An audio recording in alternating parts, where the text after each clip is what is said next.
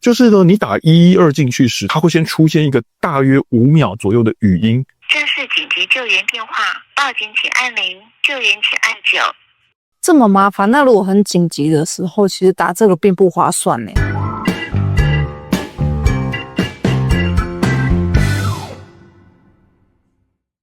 Hello， 大家好，我是93先生，很高兴你继续收听这个频道，让你朝安全又迈向一步。嗨，我是晶晶，大家晚安。晚安。那我想呢，我们今天要来跟大家聊聊的主题是一个新闻片段。那这个新闻片段它在讲些什么事情呢？它是先提了一个问题：假设想要拨打紧急求救电话的时候，你应该要拨打几号才对呢？然后他用像街访的形式去问民众，结果大部分的民众呢回答的都是110或者是119。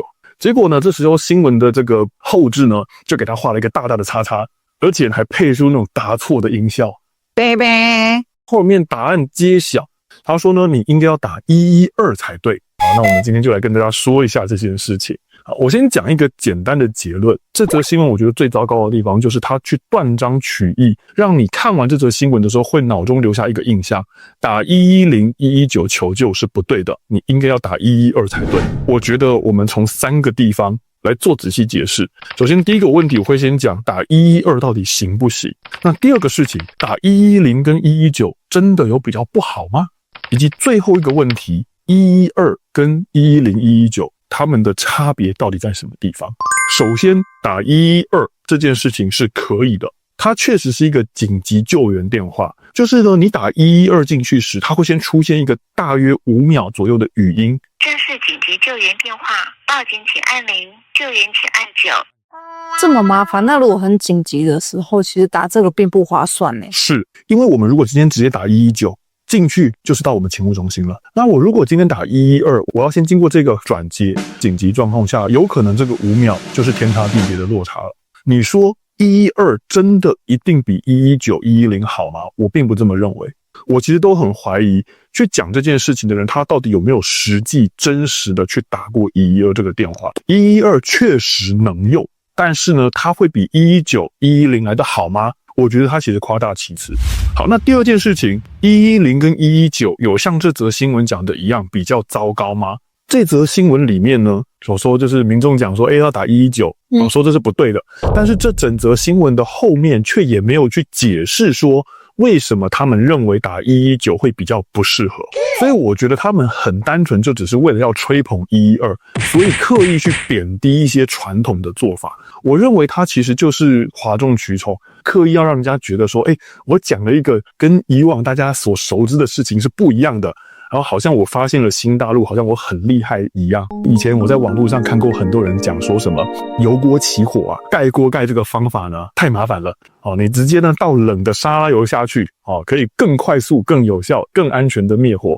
我实在是不懂啦，盖锅盖这个动作到底哪里麻烦了？对呀，因为盖锅盖就是1-2秒的事情，那你要倒那个冷沙拉油要多久？对啊，我们之前也跟大家分析过了，你真的要去拆它的步骤的话，你倒沙拉油的动作步骤还比较多呢。而且你的手不是很容易会接近火吗？我觉得很容易受伤。没错啊，你们要听听看你现在讲什么。所以很多人呢都会喜欢这样子，就是标新立异，找不到缺点就硬要说它不好，硬要去吹捧一些新奇的做法。那最后一件事情，这个112到底是一个什么样的情况？其实112真的有在某一个情况下会比119、110还好，就是你手机没有讯号的时候，甚至你今天手机的 SIM 卡被拔掉了，它都还能打112求救。其实你今天打112呢，是假设我这家手机的讯号不好，那你打112时，它会去抓你周围讯号最强的那个基地台，不管是不是你现在使用的这家电信公司。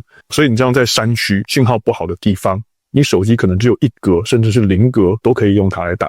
那甚至有一次我跟我朋友做测试，我们跑到电梯里面去打，好像在电梯里面也是可以用112求救。所以我觉得呢，112有让大家知道的必要，但是不是透过这种贬低传统的110、119，然后去吹捧112的方式。平常状况下，110、119它还是你常被使用的紧急求援手段。当你真的手机没有讯号，112是你紧急的最后手段。你要这样子讲，它才是一个正确的传递资讯的方式。所以我觉得呢，这个新闻它最糟糕的地方，它就是掐头去尾，它从头到尾都没有跟你强调说，这是我手机没有讯号的时候来使用的。它营造出来的这个氛围，就是好像说，你平常打119、110，这是你的观念错误。真的遇到紧急状况的时候，我搞不好脑中就闪过这个新闻，我就会犹豫，我到底是应该打110，还是应该要打112？然后就再加上我们刚刚讲的5秒钟的语音延迟，可能会因此有一些时机的延误。最后还是总结一下，强调一下啦，110、119本来就是你的常备求救管道，它没有不能用。那112是你在没有讯号的极端状况下的最后手段，但是绝对没有所谓的打119、110是错的，只能打112这件事情。真的有太多的罐头讯息，它实在是太过标新立异，一瞬间看到时觉得说，好新颖，好新奇哦，抓住你的目光，也就降低了你的判断能力。希望大家可以在要把这些讯息转发出去之前，能够冷静的思考一下，好好的求证，好好的查证，不要变成这些传播错误讯息的帮凶了。如果你不确定，就先不要加速它的传播。真的，如果不知道，就欢迎跟我们讨论。所以我想呢，关于这一则报案电话的新闻就跟大家分享到这边。那么希望呢，今天的分享内容对大家的安全有所帮助。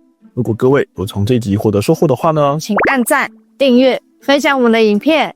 你有听过打112可以报案吗？欢迎底下留言。那今天就到这边咯，下次再见，拜拜。